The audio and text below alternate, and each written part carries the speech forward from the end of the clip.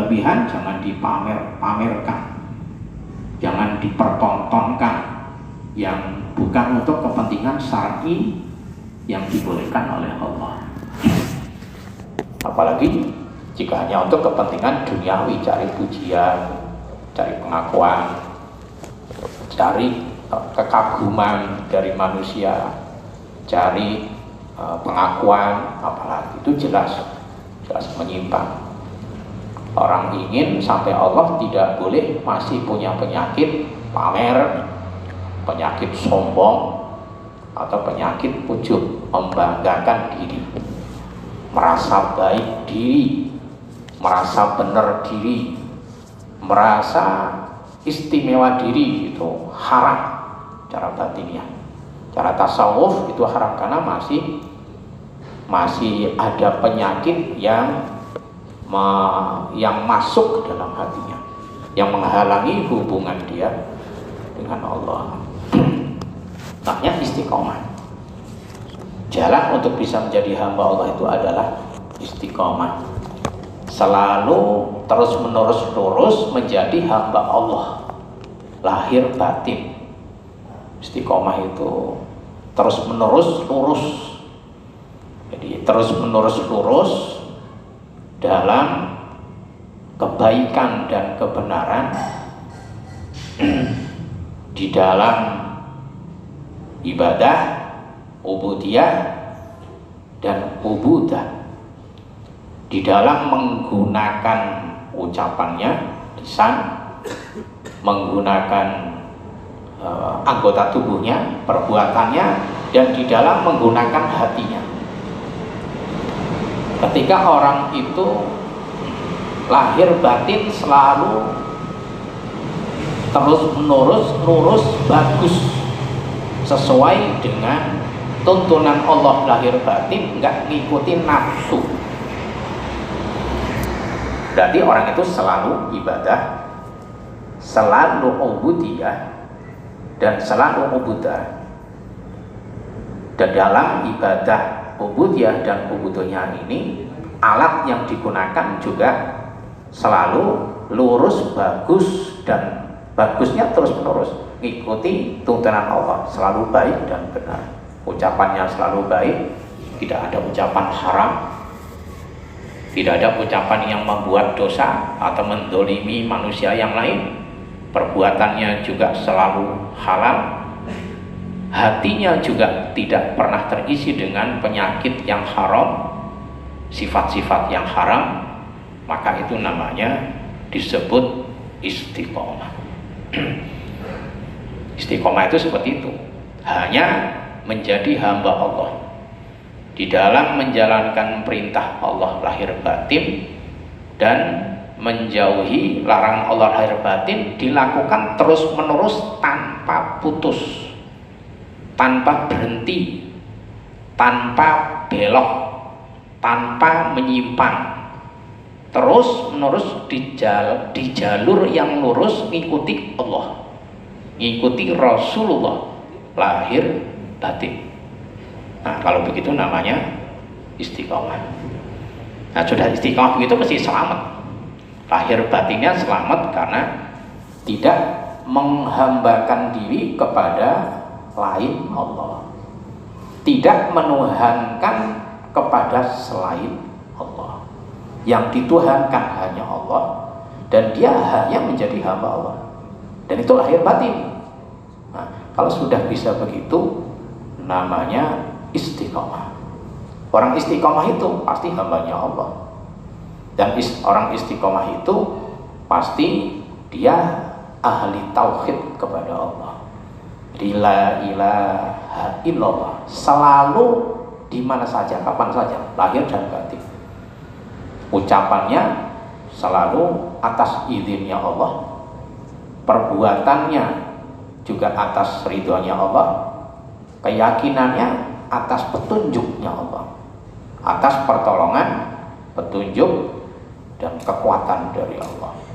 Sudah bebas dari kekuatan, kemauan, dan kemampuan dirinya sendiri. Nah, kalau sudah begitu baru namanya istiqomah. Istiqomahnya lahir batin. Istiqomah itu tetap lurus, tetap terus menerus lurus menjadi hamba Allah. Menjadi hamba Allah otomatis selalu menjalankan perintah, otomatis itu. Selalu menjalankan perintah Allah lahir batin, selalu menjauhi larangan Allah lahir batin, itu namanya istiqomah. Istiqomah itu hukumnya tergantung ibadah yang dikerjakan. Kalau ibadah yang dikerjakan itu, ibadah dan amal sholih yang dikerjakan itu wajib, maka istiqomahnya hukumnya wajib. Bertahan untuk tetap terus melakukan hukumnya wajib. Istiqomah itu bertahan terus menerus untuk di jalur yang lurus tidak berpindah, ya, namanya istiqomah. Jalur lurus dia jalurnya tuntunan Allah. Contohnya jika kita istiqomah dalam sholat 5 waktu, wajib istiqomah. Tidak boleh berhenti sholat kecuali udzur syar'i, jika wanita haid, nifas, itu berhenti istirahat gitu sholatnya. Laki nggak ada istirahat, nggak ada libur, istiqomah terus, nggak ada berhentinya, nggak boleh berhenti, nggak boleh kadang-kadang, apalagi ditinggalkan. Nah, itu namanya tidak istiqomah, haram. Wajib istiqomah. Sholat 5 waktu wajib istiqomah, karena sholat 5 waktunya hukumnya wajib. Puasa Ramadan wajib istiqomah, tapi setahun sekali. Nanti kalau sudah datang waktunya bulan Ramadan, wajib puasa Ramadan dikerjakan, dan itu harus setiap tahun, nggak boleh kadang-kadang puasa, kadang-kadang nggak boleh. Karena itu adalah amal ibadah yang hukumnya wajib, hukumnya fardhu ain, maka istiqomahnya hukumnya jadi wajib. Nah, jika istiqomah, jika amal sholih yang dikerjakan itu adalah hukumnya sunnah, maka istiqomahnya juga jadi sunnah. Tergantung amal sholih yang dikerjakan, hukumnya istiqomah. Contohnya sholat sunnah, kadang-kadang kerjain, kadang-kadang tidak, ya tidak berdosa. Tapi afdolnya, utamanya adalah tetap konsisten, continue dikerjakan. Biasanya qobliyah ba'diyah, ya terus kerjain qobliyah ba'diyah. Selagi tidak ada penghalang yang berat atau tidak ada sesuatu yang mengganggu, tetap kerjakan. Afdol, bagus.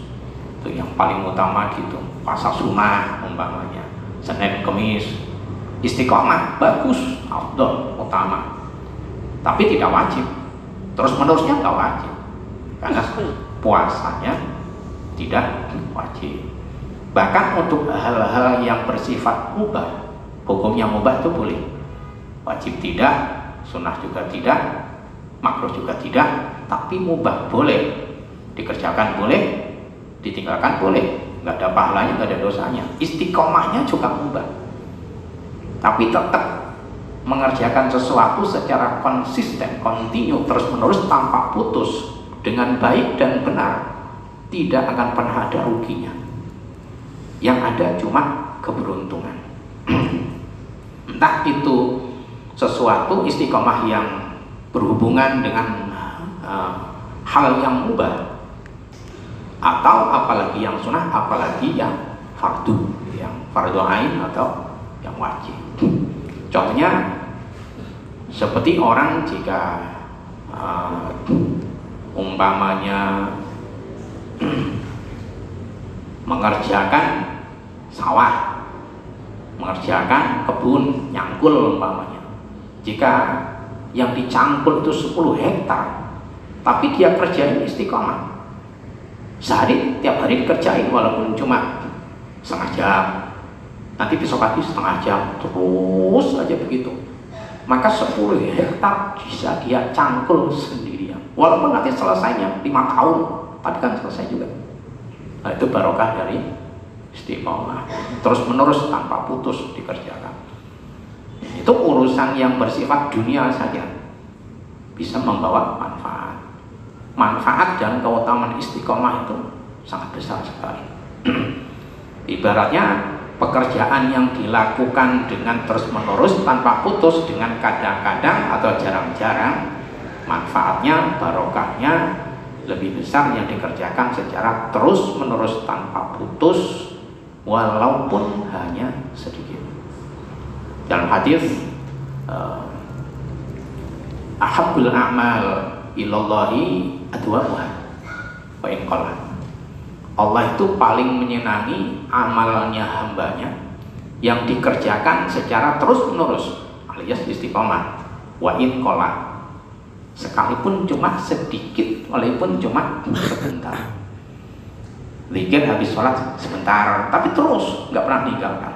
Zikir habis sholat itu, wirid habis sholat. Puasa sunnah dikerjain seminggu 2 kali, jadi nggak tiap hari puasa sunnah, atau sebulan cuma sekali, sebulan 2 kali, tapi terus seumur hidup. Itu Allah mencintai hamba yang begitu. Berarti dia termasuk orang yang diberi kekuatan oleh Allah, diberi pertolongan oleh Allah, dan diberi petunjuk oleh Allah. Karena istiqomah itu bukan pekerjaan mudah. Istiqomah itu pekerjaan paling sulit karena tantangannya, rintangan dan musuhnya banyak. Apalagi istiqomah di dalam ibadah, istiqomah di dalam akidah, istiqomah di dalam syariat, itu paling berat, paling sulit. Kenapa? Musuhnya banyak dan berat. Musuhnya adalah yang paling berat, hawa nafsunya. Jadi kalah sama nafsu, jadi biasanya kebentur malas, kebentur atau bosan, ya begitu tuh. Kebentur ya banyak aja alasan. Nah, jika itu berhubungan dengan yang wajib berbahaya, malas sholat, malas puasa Ramadan, akhirnya nggak puasa, kadang puasa, kadang enggak, kadang sholat, kadang enggak. Nah ini, itu kenapa? Karena kalah sama nafsu. Jadi yang menang, yang kuat nafsunya, dia kalah sama nafsu, jadinya nggak bisa istiqomah. Istiqomah apakah di dalam pelaksanaannya, di dalam waktunya, di dalam adabnya, itu paling sulit dan berat, karena nafsu paling nggak suka, nafsu paling benci dengan kebaikan. Makanya terus harus diperangi paksa. Kalau ingin untung, kalau ingin selamat, kalau ingin bahagia, kalau ingin sukses, paksa ngerjakan apa aja kebaikan, kebenaran, terus menerus tanpa putus walaupun sedikit. Itu Allah cinta dengan orang begitu, dan amalnya disenangi oleh Allah. Kenapa? Karena dia nggak mau jadi hambanya nafsu. Dia maunya jadi hamba Allah. Ya, karena dia maunya jadi hamba Allah, maka Allah berikan pertolongan. Ya, orang bisa istiqomah itu tandanya orang kuat, gagah perkasa, batiniahnya juga lahiriahnya, kuat imannya, kuat petunjuk dari Allah, kuat keyakinannya, tinggi cita-citanya. Nah, kebalikannya orang yang nggak sanggup istiqomah berarti lemah, lemah iman, lemah cita-cita, lemah ilmu, kadang-kadang lemah juga jiwa sama hatinya. Maka terus tidak sanggup kontinu. Kalau cuma kadang-kadang, jarang-jarang, semua manusia itu hampir bisa semua. Hanya manusia istimewa yang bisa melakukan kebaikan, kebenaran, ketaatan terus menerus tanpa putus. Itu istimewa.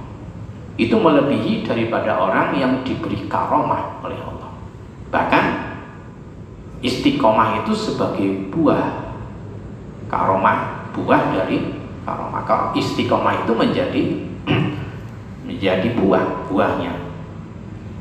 Orang jika istiqomah, maka dia mendapatkan karomah, mendapatkan keistimewaan dari Allah. Walaupun keistimewaannya bukan secara hisyah, walaupun dia setelahnya istiqomah, lahir batin, jalankan perintah Allah lahir batin, jauhi larangan Allah lahir batin, nahan nafsu nggak putus-putus, itu juga wajib.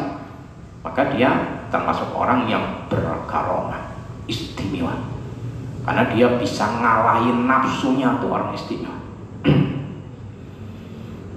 Seperti halnya istiqomahnya para malaikat Allah. Malaikat itu diciptakan oleh Allah, karakter akhlaknya istiqomah. Malaikat itu dalam ibadah istiqomah. Malaikat yang diperintahkan Allah sujud, sujud terus, mulai diperintahkan sampai kiamat. Coba manusia niru, siapa yang sanggup? Malaikat yang diperintahkan baca tasbih, tasbih terus dari mulai diperintahkan sampai kiamat tanpa berhenti. Nah, itu malaikat semuanya bisa istiqomah gitu. Jika malaikat bisa istiqomah, patuh sama Allah lahir batin, nggak bantah, nggak nawar, nggak tidak musuhi, tidak meninggalkan, menurut saya maklum, wajar jika malaikat. Kenapa kok malaikat bisa istiqomah 100% dengan Allah lahir batin? Karena tidak diberi nafsu oleh Allah. Malaikat punya nafsu enggak? Enggak. Malaikat itu enggak dikasih nafsu, dikasih akal tapi enggak kasih nafsu. Jadinya bisa jalankan perintah Allah total dan maksimal, lahir batin. Makanya mereka mulia di sisi Allah. Kiraman katibin, para malaikat yang mulia yang mencatat amalnya hamba. Malaikat itu semuanya mulia, nggak ada yang hina. Tinggi derajatnya, istimewa. Kenapa? Istiqomah. Selalu sam'an wa ta'atan kepada Allah, lahiran wa batinan. Lahir batin hanya Allah yang dituhankan. Lahir batin hanya Allah yang diikuti. Nggak ada ceritanya malaikat ngikuti nafsu loh, nggak dikasih nafsu. Tapi ya belum tentu loh, jika malaikat andaikan sama Allah dikasih nafsu, itu masih disangsikan kok. Kira-kira masih sanggup patuh 100% enggak? Belum tentu loh. Kan ada ceritanya malaikat yang oleh Allah terus karena melihat merendahkan manusia, heran dengan pembangkangan dan kedurhakaan manusia. Kenapa kok manusia berani bangkang dan berani musuhin Allah? Akhirnya malaikat itu dikasih nafsu seperti manusia. Kalau nggak salah ceritanya siapa itu? Malaikat siapa itu? Lupa saya. Ya, Harut dan Marut kalau nggak salah. Akhirnya dikasih nafsu, begitu kasih nafsu, nyatanya nggak tahan dengan nafsunya sendiri. Akhirnya ya namanya nafsu mesti akan ada rasa malas, rasa bosan, rasa kendor, ya begitu. Nyatanya ya nggak kuat, kan?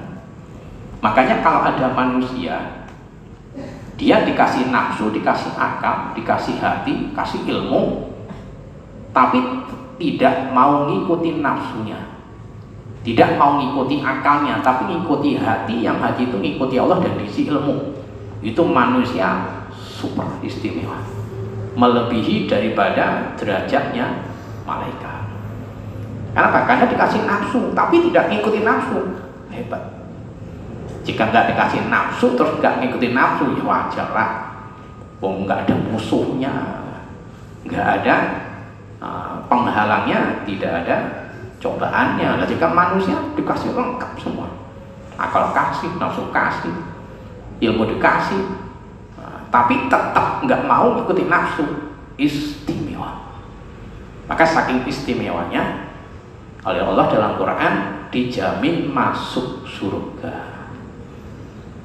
Wa nahan nafsa 'anil hawa fa innal jannah ya ma'wa. Siapa saja manusia yang mau menahan diri dari ngikutin nafsu, anil hawa, ngikuti dorongan nafsu, baik itu nafsu nanti yang terletak pada masalah yang wajib, sunnah atau mubah, karena di dalamnya bisa dimasukin nafsu. 3 keadaan tadi. Jangan dikira kalau sudah perkara wajib tuh nafsu nggak masuk, masih bisa. Perkara sunnah masih bisa masuk, mubah bisa masuk. Kalau yang haram pasti, tapi di dalam hal yang bersifat hukum mubah, makan, minum, tidur, pakaian dan sebagainya, atau yang di dalam masalah ibadah berhukum sunnah, sholat sunnah, puasa sunnah dan sebagainya, atau yang wajib waktu ain kayak sholat 5 waktu, kayak haji, umrah, kayak puasa, itu masih bisa dimasukin nafsu dan dikotori oleh nafsu, dibelokkan oleh hawa nafsu. Maka jika manusia dikasih nafsu nggak ketemu nafsu, itu manusia istimewa. Jadi dia manusia yang betul-betul mendapat petunjuk, pertolongan dan kekuatan dari Allah sehingga dijaga oleh Allah dari menghambakan diri kepada nafsu. Maksudnya mengikuti nafsu, menghambakan diri itu mengikuti nafsu, gak kuat nahan nafsu, entah nafsu syahwat, entah nafsu perut, makan, minum, nafsu tidur, nafsu marah, nafsu emosi yang bukan karena Allah, nafsu keinginan dunia, nafsu senang dunia, atau nafsu senang akhirat. Itu lebih halus lagi. Bisa nahan itu dan diarahkan, tidak diikuti dan diarahkan sesuai dengan tuntunan Allah. Itu manusia istimewa dan manusia yang hebat serta kuat. Dan jarang manusia gitu. Makanya wali itu jarang, gak banyak wali. Kenapa? Karena rata-rata manusia nggak bisa nahan nafsu, gak kuat dengan nafsunya sendiri, dilepas, dilos, gak ditahan, tidak mau dikendalikan, dibiarkan merdeka semaunya. Jadinya harusnya jadi wali nggak jadi wali gitu. Harusnya makrifat nggak jadi makrifat, harusnya minimal hatinya kebuka nggak jadi kebuka, tetap ketutup karena nggak kuat, nggak sanggup nahan nafsunya sendiri. Apalagi nahan nafsunya orang lain. Karakternya malaikat itu Allah menjelaskan la ya'sunallaha ma amarahum wa yaf'aluna ma yu'marun. Mereka tuh nggak pernah mentang Allah, sekali aja nggak pernah. Jangankan nentang, malas ibadah tuh mereka nggak ada. Malas, bosan, kendor, nggak ada. Nggak dikasih nafsu. Wa yaf'aluna ma yu'marun. Mereka selalu menjalani perintah, siap sedia, sam'an wa ta'atan, siap selalu. Kapan aja nggak pakai nudak, langsung siap. Malaikat tuh kayak gitu. Nah, coba jika manusia bisa kayak gitu, wah luar biasa. Nah, jadinya wali gitu lah. Karena para wali itu tidak ada yang mengikuti hawa nafsu. Allah memerintahkan kepada kita supaya selalu istiqomah menjadi hambanya dan selalu menuhankannya. Wujud dari penghambaan dan penuhanan itu adalah dengan menjalankan perintah lahir batin, menjauhi larangan Allah lahir batin. Itu dalam ayat Quran kan kita baca setiap habis sholat. Ayat yang menjelaskan bahwa kita minta untuk dijadikan orang yang istiqomah, yang selalu lurus di jalan Allah. Apa ayatnya kira-kira? Ihdinas siratal mustaqim. Tunjukkanlah kami jalan yang lurus. Berarti kalau tunjukin jalan lurus, jadi orang yang lurus melalui jalan yang lurus. Apa jalan yang lurus? Jalan yang selalu ngikuti tuntunan Allah. Berarti sesuai syariah, sesuai thariqah, sesuai haqiqah, sesuai dengan syariat Islam, sesuai dengan tasawuf, akhlakul karimah, sesuai dengan akidah, keyakinan yang mustaqimah, yang lurus. Di ibadahnya lurus, bagus, gak kurang, sesuai syarat, adab, rukun. Syariatnya begitu, syarat, adab, rukun dijalani, nggak pernah ninggalin syariat yang wajib-wajib, nggak pernah. Bahkan ditambah yang sunnah, dan begitu tuh istiqomah. Ada orang juga bagus nih, nggak pernah berhenti, terus. Bukan kadang-kadang jalan, enggak, terus. Selagi ada kemampuan, ada kesempatan, enggak ada halangan, terus tanpa putus. Nah, itu namanya istiqomah. Itu namanya jalan yang lurus. Akhlaknya yang mulia, akhlakul karimah, itu juga terus. Bagusnya akhlak tuh enggak kadang-kadang.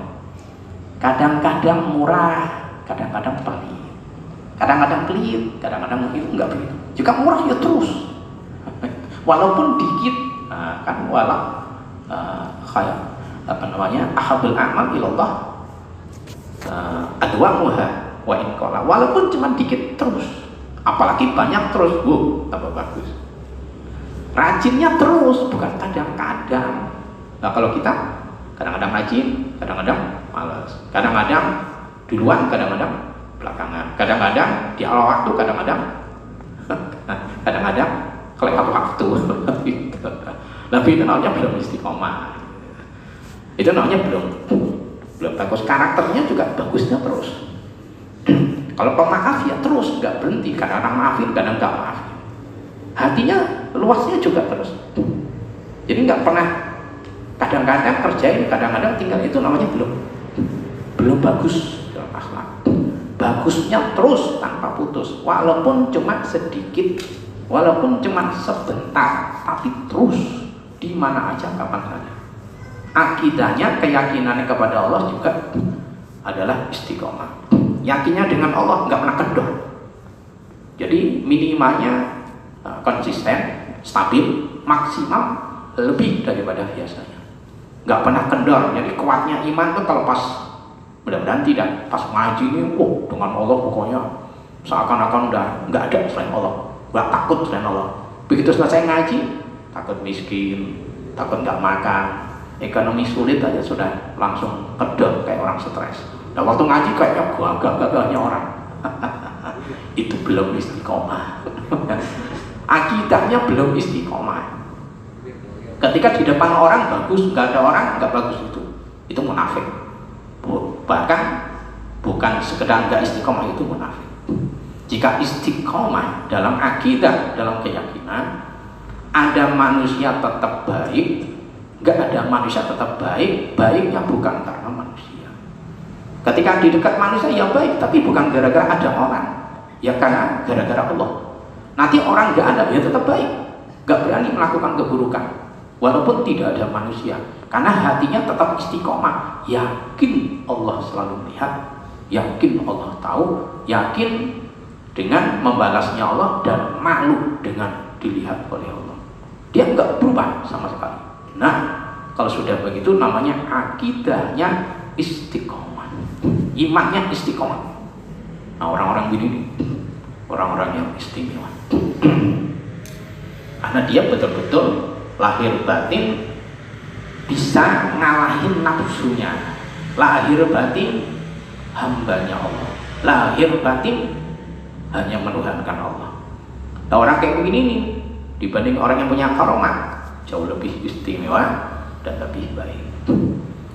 Ada ungkapan para ulama, al-istiqomah khairum min alfil karomah. Istiqomah menjadi hamba Allah itu lebih baik daripada 1000 karomah yang dimiliki oleh seseorang. Itu tadi karomah hisiah atau maknawiyah. Orang senang karomah itu tandanya belum istiqomah. Walaupun begitu, orang-orang yang sudah istiqomah itu juga diberi karomah oleh Allah. Tapi karomah paling hebatnya adalah istiqomahnya. Orang tidak pernah mau mengikuti hawa nafsu, tapi kalau mau diikuti bisa, dan gak ada yang melarang, gak ada yang berani untuk mengingatkan, dan gak ada yang berani untuk melarang, tapi dia tidak ikuti. Itu manusia istimewa, bahkan menurut saya super istimewa. Imannya bukan sudah iman biasa, itu iman di atas iman, imannya orang khusus, bahkan yakin. Orang itu dijamin bagus lahir batin, dijamin bagus akhlaknya lahir batin. Yang banyak orang itu ya kebalikannya. Kalau ada kesempatan, kalau ada orang menampakkan kebaikan, kalau tidak ada orang menampakkan sifat aslinya, itu namanya belum istiqomah. Kalau ingin husnul khotimah, matinya iman, kita wajib untuk belajar sungguh-sungguh melatih istiqomah. Karena husnul khotimah bisa didapat, diraih hanya dengan istiqomah. Kalau kita membiasakan selalu Allah yang kita tuhankan, selalu patuh dengan aturan Allah, selalu patuh jauhi larangan Allah lahir batin, dan selalu Allah yang dituhankan, maka akan sangat besar kemungkinannya, bahkan 99,9%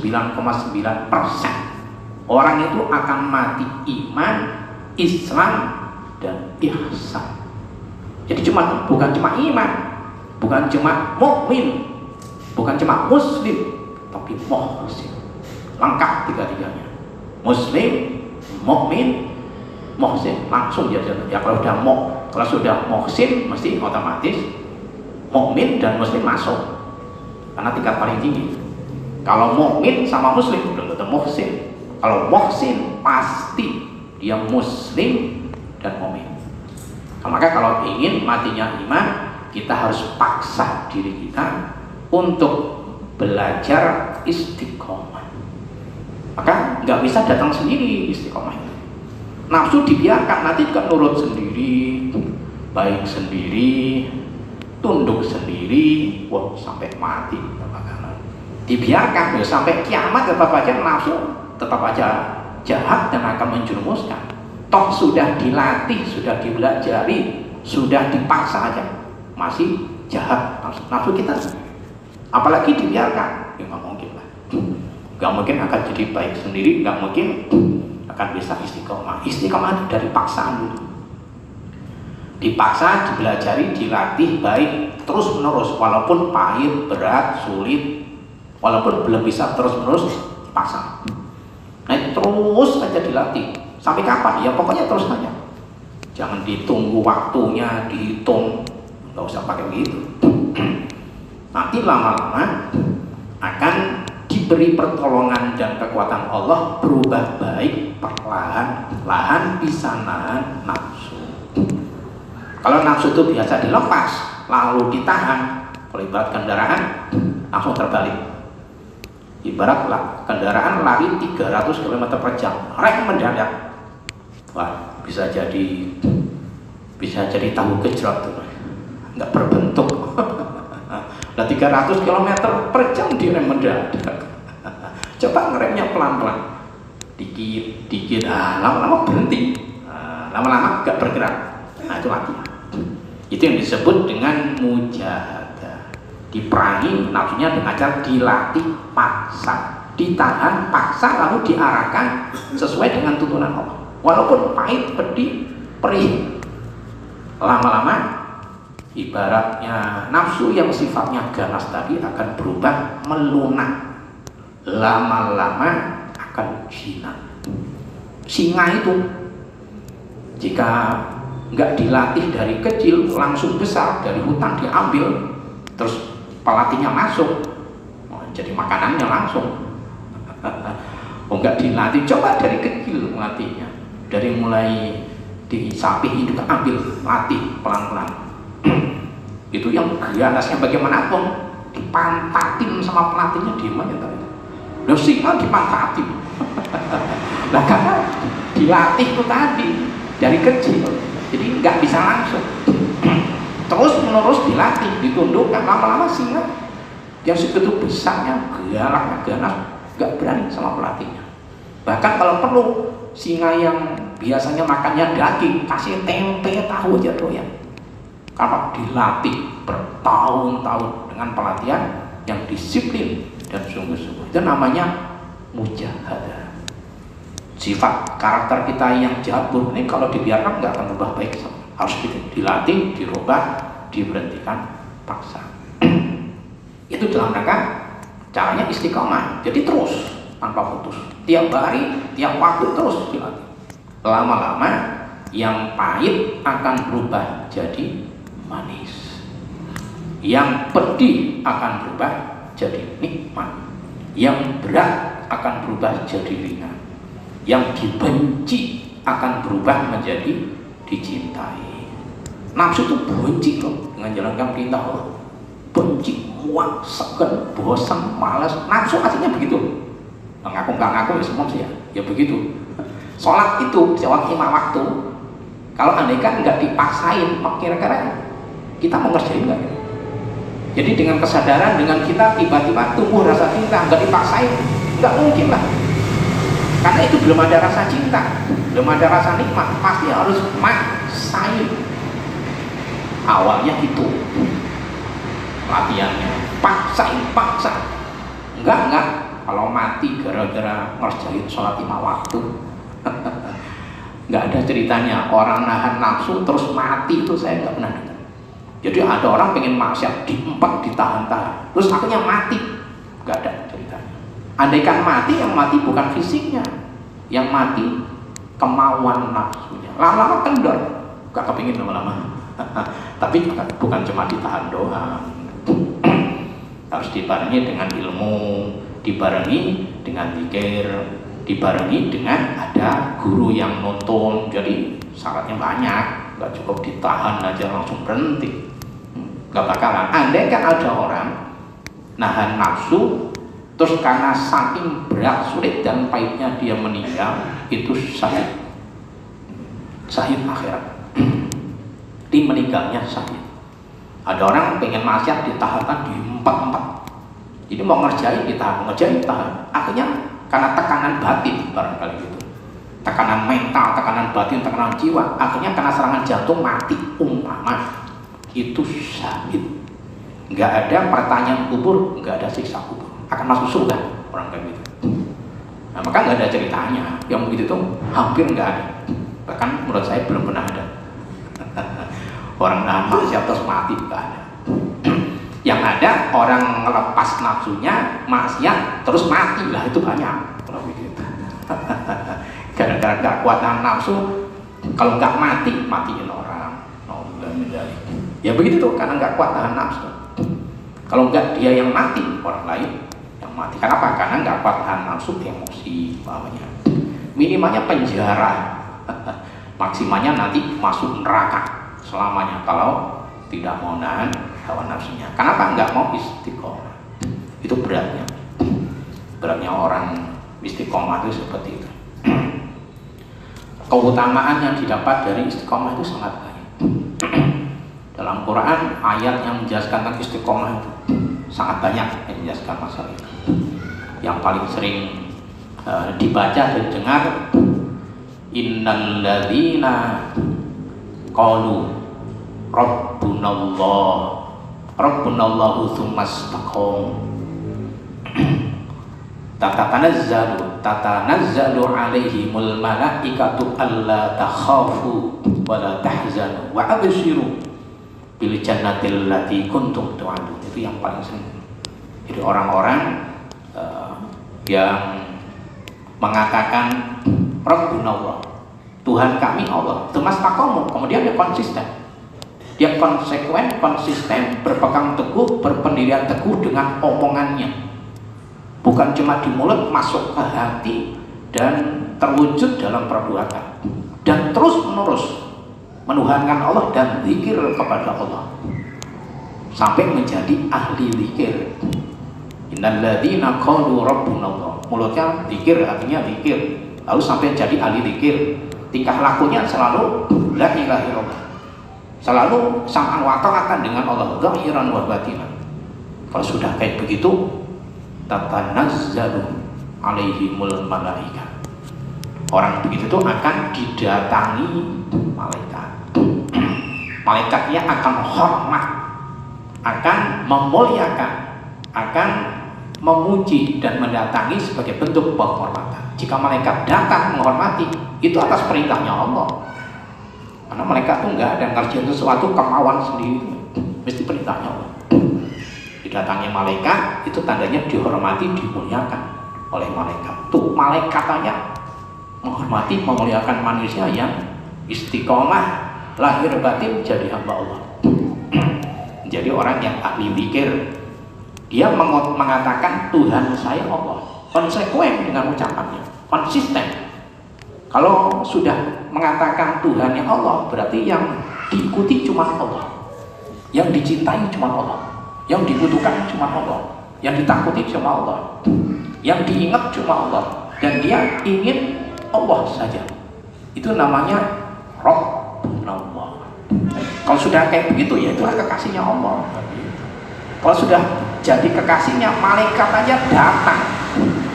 datang menghormati dan memuliakan atas perintah Allah. Lalu malaikat itu mengatakan alla takhafu wala tahzanu, jangan pernah takut dan jangan pernah bersedih. Jangan susah dengan sesuatu yang tidak didapatkan, dan jangan sedih dengan kebaikan yang belum didapatkan. Gembiralah kamu, berbahagialah kalian dengan surga yang telah dijanjikan oleh Allah. Jadi jaminannya, hadiahnya orang istiqomah itu akan menjadi hambanya Allah, kekasihnya Allah, dan akan dijamin masuk surga. akan dihilangkan kesedihan, diangkat kesedihannya, kesusahannya, akan dimudahkan segala urusannya. Yang paling penting dan paling utama, akan menjadi manusia yang dicintai Allah. Dan otomatis orang yang dicintai Allah pasti mencintai Allah. Yang paling gak kalah pentingnya lagi, orang istiqomah itu akan mendapatkan minimalnya di dunia ini husnul khotimah. Nanti kalau saat sekarat sakaratul maut, menjelang mati, lepasnya roh dari raga, jadi orang yang istiqomah lahir batin, menjadi hamba Allah lahir batin, menuhankan Allah lahir batin, itu oleh Allah akan dijadikan orang yang meninggalnya husnul khotimah. Kenapa? Karena istiqomah. Kenapa sih jika istiqomah bisa husnul khotimah? Masalahnya begini, manusia itu oleh Allah jika akan dicabut nyawanya, itu nanti di hari kiamat manusia itu yang dicabut nyawanya nanti dibangkitkan sesuai dengan keadaan matinya di dunia. Maksudnya begini, manusia mati itu nanti matinya akan mengikuti kebiasaannya. Nah, kalau dia biasa taat, akan mati dalam keadaan taat. Kalau dia biasa maksiat karena tidak istiqomah, nggak sanggup nahan nafsu, maunya dilepas aja itu nafsu. Hobinya maksiat aja, hobinya pacaran aja, hobinya judi aja, hobinya zina aja, hobinya narkoba aja. Nanti matinya ya begitu, ngikuti kebiasaan. Kenapa? Karena istiqomahnya maksiat. Orang jika istiqomahnya maksiat, ya matinya maksiat, begitu. Jika istiqomahnya taat, matinya sedang taat, mati. Nah, makanya tadi saya katakan, kalau ingin husnul khotimah, wajib istiqomah. Harus berjuang, bersungguh-sungguh, memaksa, melatih nafsunya patuh kepada Allah, sam'an wa ta'atan, mendengar dan patuh, zahiran wa batinan, lahir dan batin. Nanti kalau pas sudah akhir hayat, sedang taat, ya kan biasanya memang senangannya taat, senangannya baik, senangannya benar, ya nggak mungkin lah, nggak masuk akal. Orang senangannya berbuat baik, tiba-tiba terus dicabut dalam keadaan buruk. Loh, senangannya baik, ya nggak suka lah dengan keburukan, ya otomatis hari terakhirnya sedang berbuat baik, karena kesenangannya, hobinya, istiqomahnya kebaikan.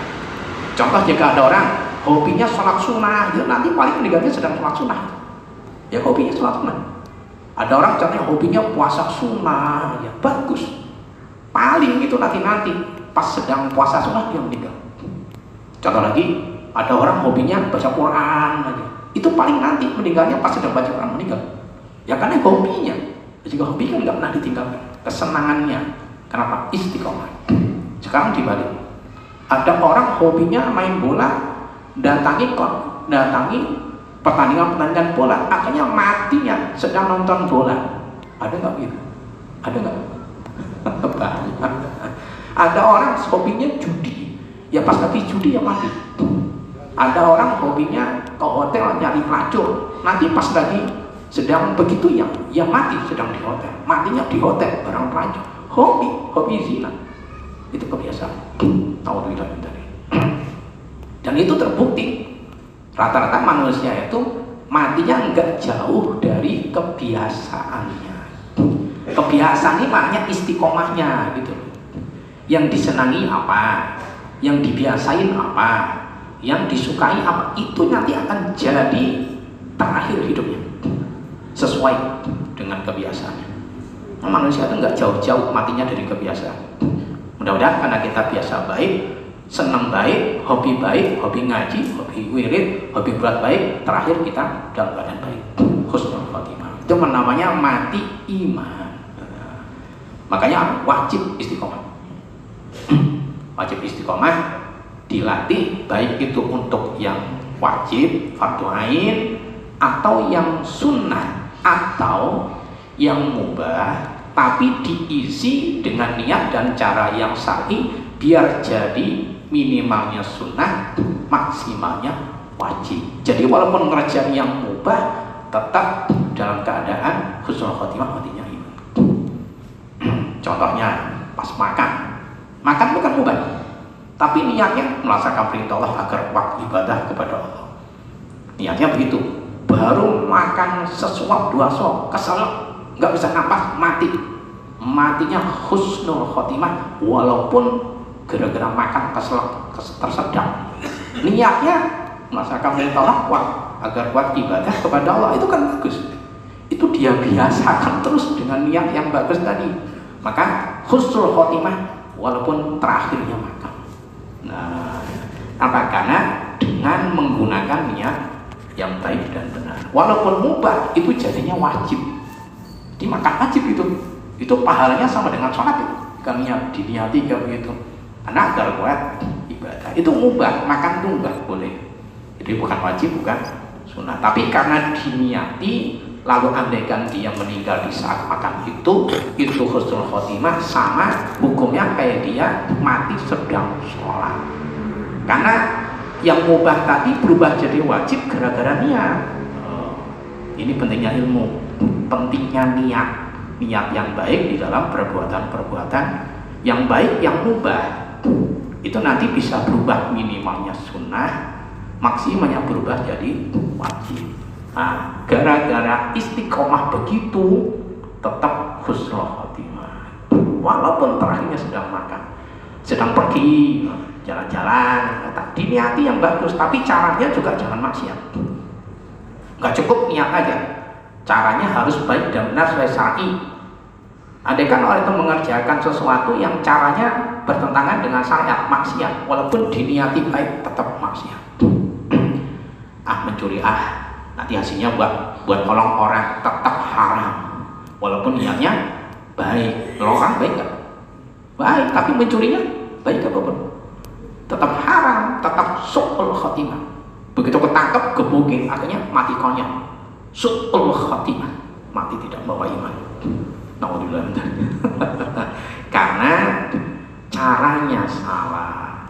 Maka niat itu bukan sekedar niat aja yang menjadi ukuran baik benarnya, tapi dibarengi sama caranya benar atau salah. Ya gara-gara terus diniati yang baik, ngerjain apapun terus meninggal, itu berarti sedang dihukumi sedang melakukan kebaikan. Nah, itu orang yang bersiap-siap, orang yang selalu bersungguh-sungguh istiqomah di dalam mengerjakan sesuatu, tandanya dia sedang istiqomah dalam kebaikan, tandanya dia sedang bersiap-siap mempersiapkan dirinya agar mendapatkan husnul khotimah, mati dalam keadaan iman, itu paling minimal. Dalam ayat yang lain Allah mengingatkan, sudah sering dibaca, didengar, wala tamutunna illa wa antum muslimun.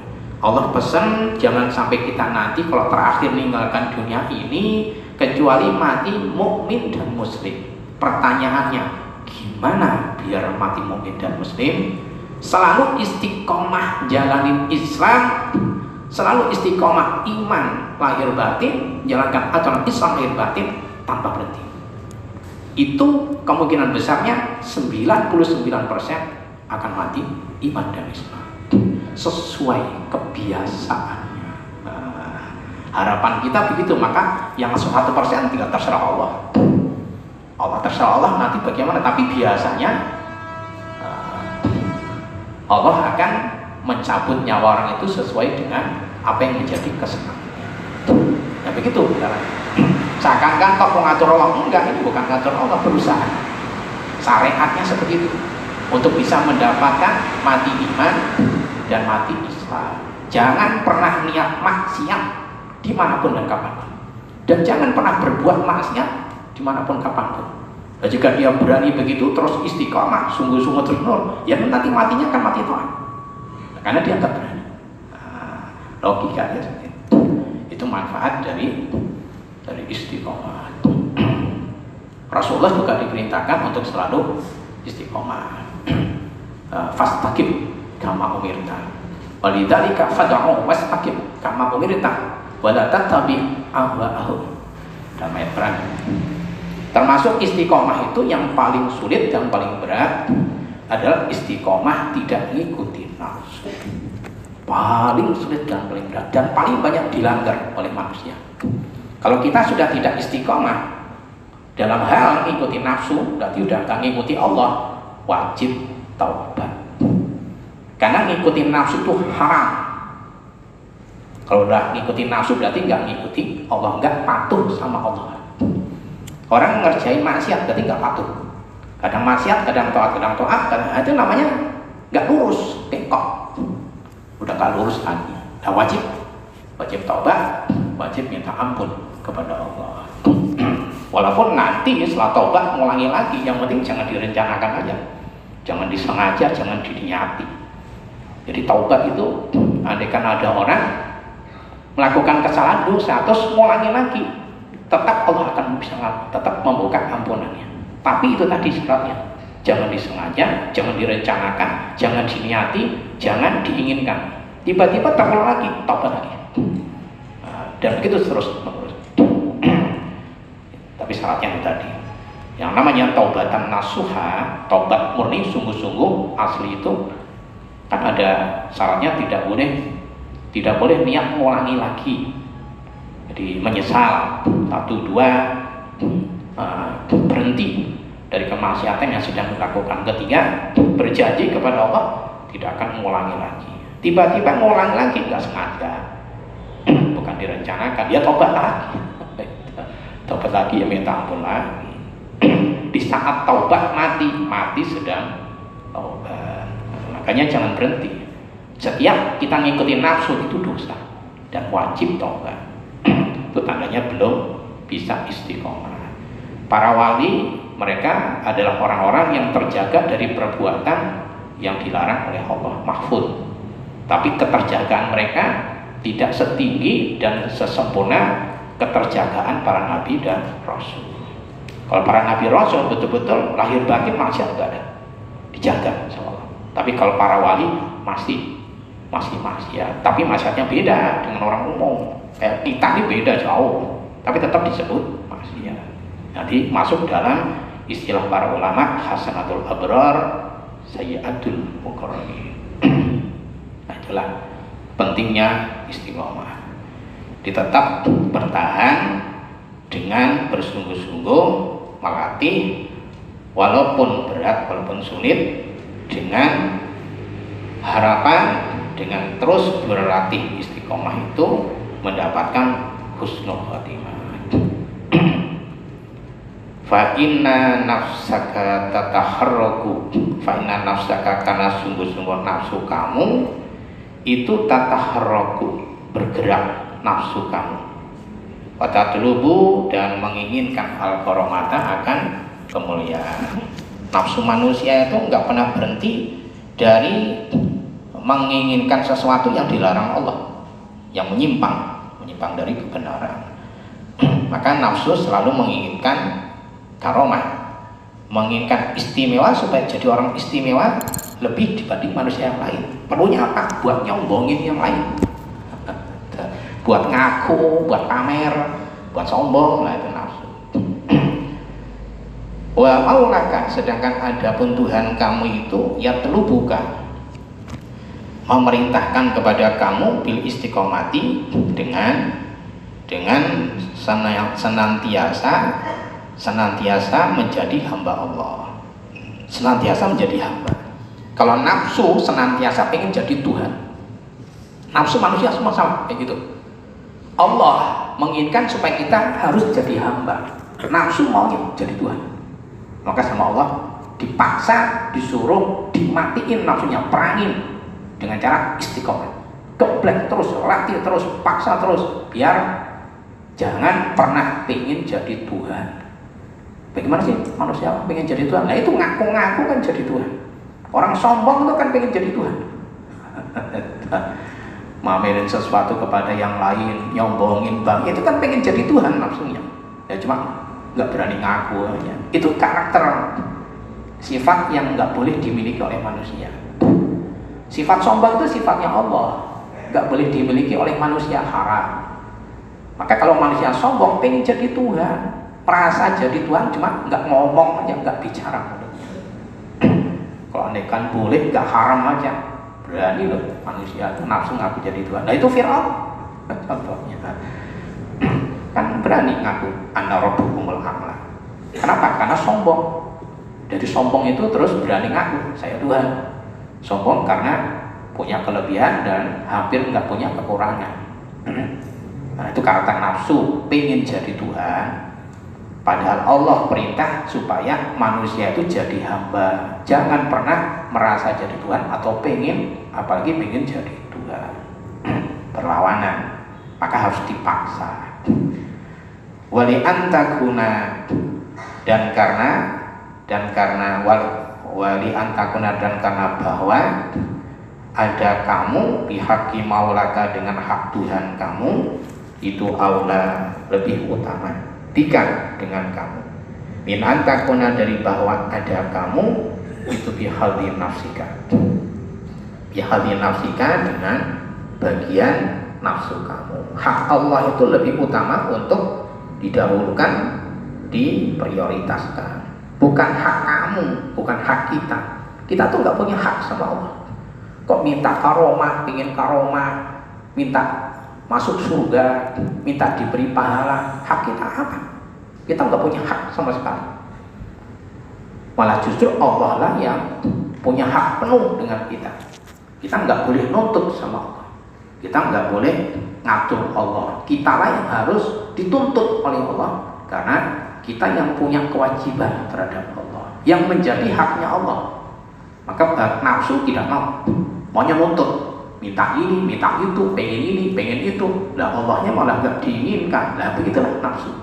Termasuk minta surga, minta apa, itu nafsu. Pengen surga, pengen pahala dengan amal ibadah, amal solihnya, itu nafsu. Karena nafsu ingin bagian. Oleh karena itu kalau andaikan beramal soleh lalu nggak ditunjukin keutamaannya, buahnya, hasilnya, biasanya manusia itu penasaran. Baca ini, baca itu, buat apa? Loh. Nanti manfaatnya apa? Hasilnya apa? Loh. Kan suruh ikhlas saja nggak mau. Udah nggak usah, nggak niat apa-apa, nggak usah. Pokoknya karena Allah. Nanti kalau ini terus manfaatnya apa? Loh. Masih bantahnya. Gitu. Diajak ikhlas pun nggak bisa. Masih pengen tahu, pengen dapat, pengen sesuatu yang selain Allah. Nah, diingatkan untuk sekedar pokoknya jalankan perintah Allah, cari Allah, selesai, udah. Walaupun sebenarnya manfaatnya ada, tapi nggak ditunjukin, masih ngotot gitu. Ingin tahu manfaatnya, itu nafsu.